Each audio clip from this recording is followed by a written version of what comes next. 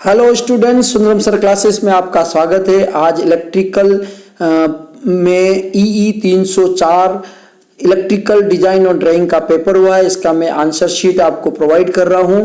तो चलिए हम क्वेश्चन नंबर 1 पे चलते हैं। क्वेश्चन नंबर 1 में पहला है सिंगल फेज ट्रांसफार्मर का निर्गत समीकरण क्या होता है। तो इसमें आप ऑप्शन देखिए, सी ऑप्शन हमारा सही है। क्वेश्चन नंबर 2, ट्रांसफार्मर डिजाइन में डी को क्या कहते हैं। तो आप देखिए ऑप्शन नंबर बी है, परिधीय वृत्त का व्यास। ऑप्शन आपका बी रहेगा। क्वेश्चन नंबर 3 में देखिए, कोर टाइप ट्रांसफार्मर डिजाइन में निम्न वोल्टता वाइंडिंग कोर के समीप रखने से क्या होता है। ऑप्शन ए देखो लागत कम होती है, ऑप्शन बी अवरोधी पदार्थ में कटौती होती है। तो डी ऑप्शन देखो जिसमें ए और बी दोनों सही है। तो क्वेश्चन नंबर 3 का जो ऑप्शन है वो है हमारा डी। क्वेश्चन नंबर 4 देखिए, वोल्ट प्रति टर्न में ट्रांसफार्मर का निर्गत समीकरण क्या होगा। इसमें ऑप्शन बी ET = K√Q है। क्वेश्चन नंबर 5 पढ़िए, ट्रांसफार्मर डिजाइन में सामान्यतः H = AW/WW को क्या कहते हैं।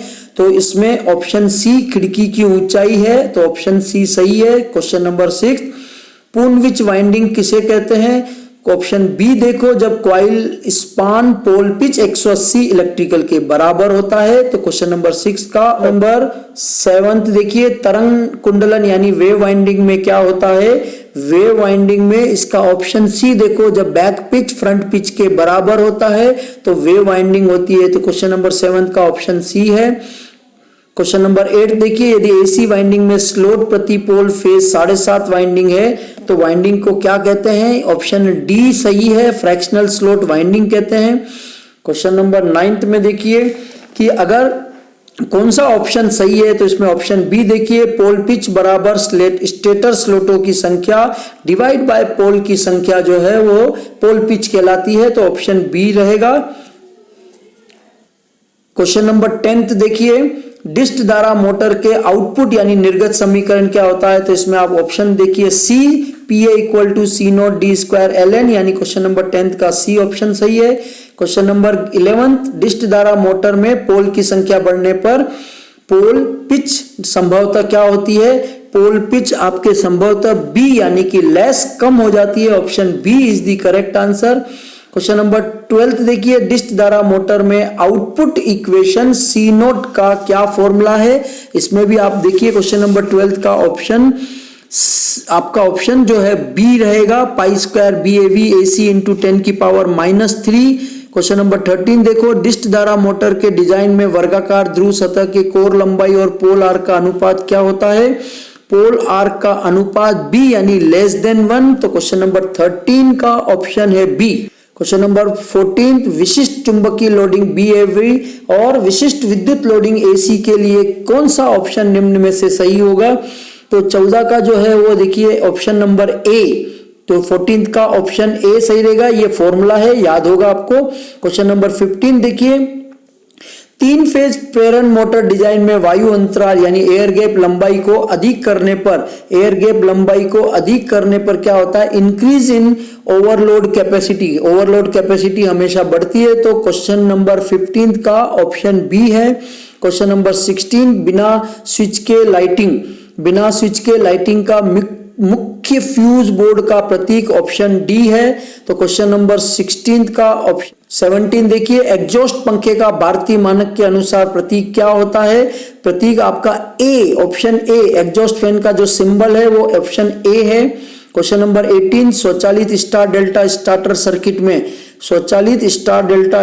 सर्किट में जो हमारा क्या सही है, टाइम डिले रिले की आवश्यकता होती है। ऑप्शन बी करेक्ट सही है।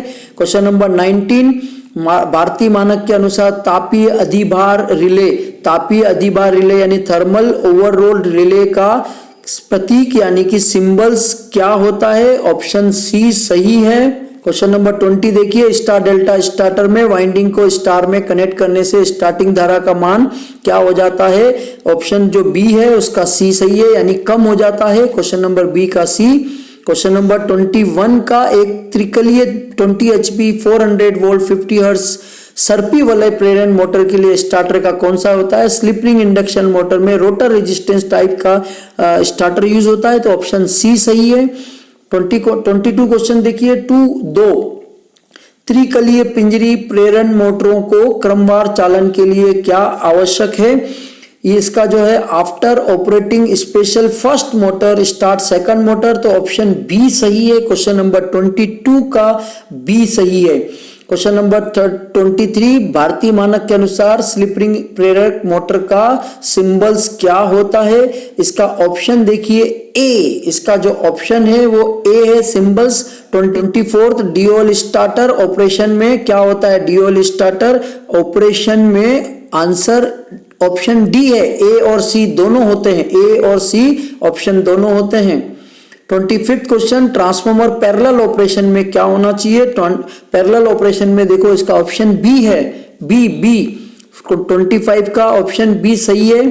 26 में ये कहता है कि जो वेव वाइंडिंग है उसमें पैरेलल पाथ कितनी होनी चाहिए? वो फिक्स हमेशा 2 होती है, तो ऑप्शन ए रहेगा। 27 में एक त्रिकलीय 30 HP की मोटर है, 415 वोल्ट है, 50 हर्ट्ज है, स्लिप रिंग इंडक्शन मोटर में लोड करंट कितना होगा? लोड करंट का आंसर ए सही है, 37 हमारा। ये 75/5 विशिष्ट विवरण किसका दर्शाता है? ये आपका जो है डी ऑप्शन है, वो है सीटी करंट ट्रांसफार्मर का होता है 75/5। क्वेश्चन नंबर 29 में डीसी कंपाउंड जनरेटर के समांतर प्रचलन में कौन सा कथन सही है? कौन सा कथन सही है? इसमें ऑप्शन डी देखिए, बी और ऑप्शन सी सही है, तो option number D. 30 question, last प्रत्यावर्तकों के समांतर प्रचालन में समान कला और समान कला क्रम के लिए क्या आवश्यक होना चाहिए? तो इसका ऑप्शन सिंक्रोनोस्कोप है, ये हमेशा पैरेलल ऑपरेशन में काम आता है। इस तरह से डियर स्टूडेंट्स एंड फ्रेंड्स, मैंने आपको आंसर की बता दिया है। अब आप आंसर चेक कर लीजिए, समय व्यतीत न कीजिए, टेंशन न लीजिए और हार्ड स्टडी अगले पेपर जो 305 कंट्रोल सिस्टम का है उसके लिए तैयारी कीजिए। Thank you and all the best for upcoming exams. साथ साथ में मेरे चैनल सुंदरम सर क्लासेस को सब्सक्राइब कीजिए, अपने फ्रेंड्स को कीजिए कि सुंदरम सर क्लासेस में इलेक्ट्रिकल के सारे पेपर्स की आंसर की उसी दिन आपको अपलोड की जा रही है, जिससे काफ़ी बच्चों के कमेंट्स आ रहे हैं और सब्सक्राइबर भी बढ़ रहे हैं। तो आप सब्सक्राइबर बढ़ाइए और अपने फ्रेंड्स के साथ शेयर, लाइक और कमेंट्स कीजिए। Thank you, all the best.